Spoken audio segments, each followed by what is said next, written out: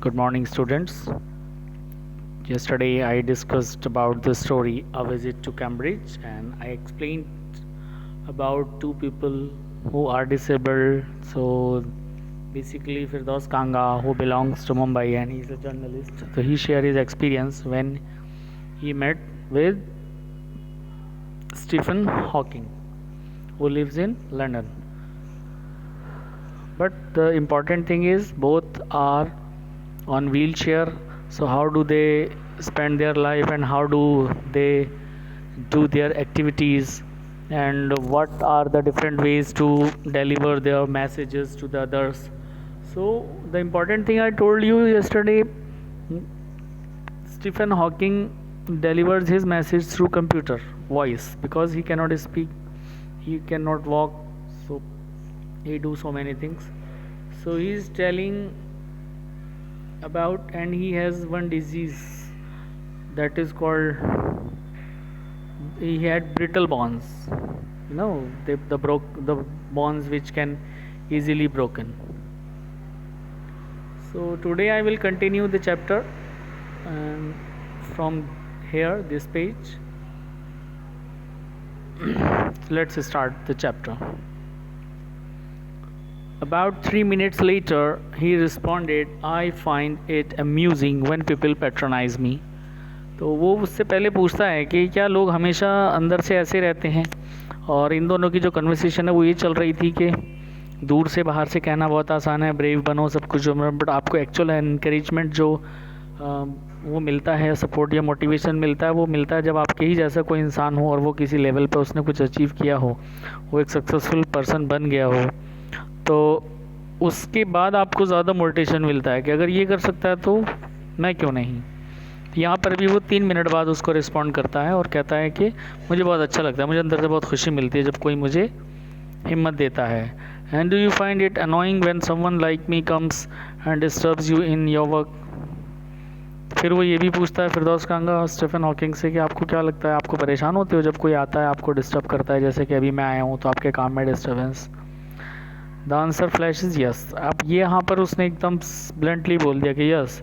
Then he smiled his own way, one way smiled, and I knew without being sentimental और silly that I was looking at one of the most beautiful man in the world. और जब उसने yes बोला तो फिर उसने smile किया, और वो एक तरीके की स्माइल थी कि मतलब उसको समझ में आ गया कि उसके सेंटिमेंटल क्या हैं, क्या वो कहना चाह रहा है, उसके फीलिंग्स, और वो समझ जाता है। और वो कहता है कि उस वक्त जो फीलिंग थी मेरे लिए वो ये थी कि मैं दुनिया के मोस्ट ब्यूटीफुल पर्सन को मैं देख रहा हूँ। A first glimpse of him is shocking because he is like a still photograph, as if all those pictures of him is amazing is magazines and newspapers have turned 3-dimensional।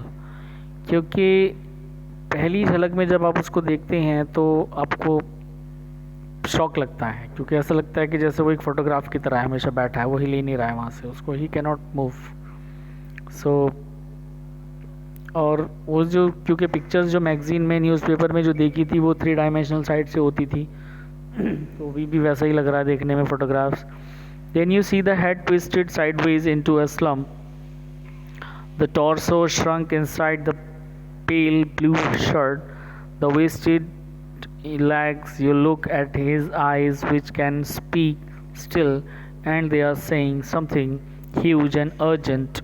It is hard to tell what, but you are shaken because you have seen something you never thought could be seen.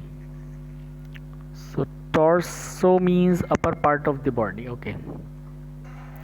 फिर अब आप उनकी आप उसका head देखोगे तो first पहली glimpse में आपको लगेगा कि it is an photograph, it is a photograph. Second time जब आप देखते हो तो आपको लगता है कि एक साइडवेज इनटू अ स्लम्प है, और वो एक तरीके से ब्लू शर्ट में आपको धीरे धीरे रियलाइज़ होने लगता है कि ऊपर पार्ट है बॉडी का, नीचे का तो दिख ही नहीं रहा, तो सिर्फ ऊपर पार्ट दिख रहा है, और जो लेग्स हैं वो ऑलमोस्ट नहीं हैं। फिर उनकी आइज़ को देखो तो जो बोल सकती हैं वही सब कुछ कहती हैं, और लगता है कि वो हमेशा कुछ कह रही हैं जो बहुत ज़रूरी है, बहुत कुछ कहना चाह रही हैं। And it is hard to tell what, but ये कहना मुश्किल है कि आंखें क्या कहना चाहती हैं। और बिकॉज आप शेक हो जाओगे, आप हिल जाओगे देख करके कि something you never thought could be seen, जो तो आपने सोचा ही नहीं आप एक वैसा इंसान देख रहे हो. So before you like a lantern whose walls are worn so thin you glimpse only the light inside, is the incandescence of a man. The body, almost irrelevant, exists only like a case made of shadows, so that I know, believer in eternal souls, know that this is what each of us is, everything else an accessory.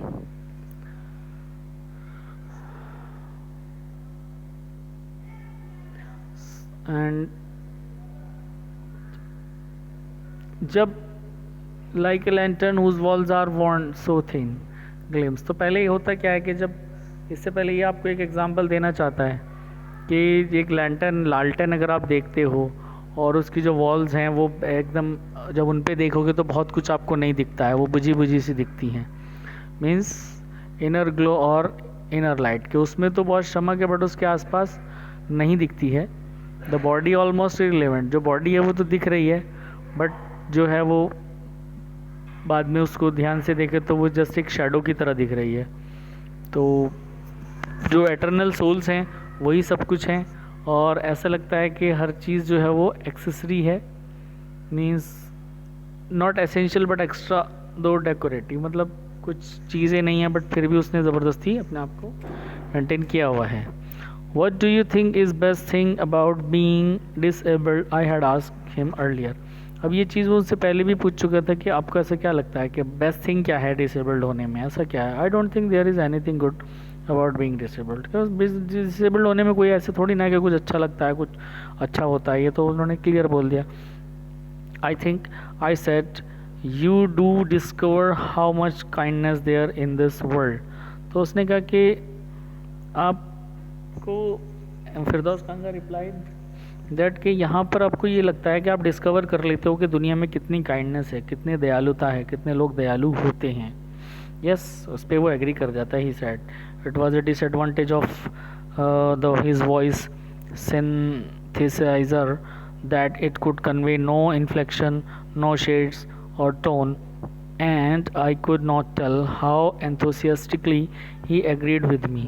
और फिर वो उस पर कहता है कि हाँ, लेकिन वो ये भी कहता है कि ये एक डिसएडवांटेज भी तो है कि आप जो है वो अब चीज़ों को कन्वे नहीं कर पा रहे हो, कोई शेड्स नहीं है, कोई टोन नहीं है, आप कुछ बोल नहीं सकते, कुछ कह ही नहीं सकते. तो अब इस पे जो है उसको एग्री होना पड़ता है फिरदौस कांगा को.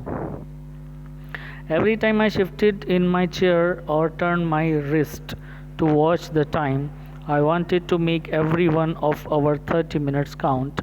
I felt a huge relief and exhilaration in the possibilities of my body, how little it mattered then that I would never walk or even stand.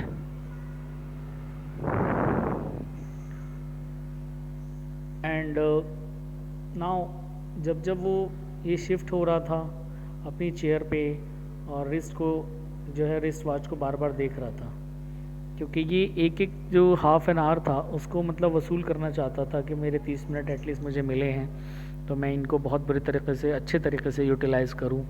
और उसको एक बहुत बड़ा रिलीफ भी मिलता है कि मतलब इसकी बॉडी एटलीस्ट मूव कर रही है, एडजस्ट कर सकता है, कुछ भी कर सकता है, बट वहाँ पर उसकी तो हो ही नहीं सकती. और बट ये चल नहीं पा रहा, खड़े नहीं हो पा रहे, लेकिन बॉडी मूव कर रही है और उसकी बॉडी मूव भी नहीं करती है. So I hope you have understood something through today's video, and I'll complete the next part of this story in the next video because the video will get too longer. Thank you.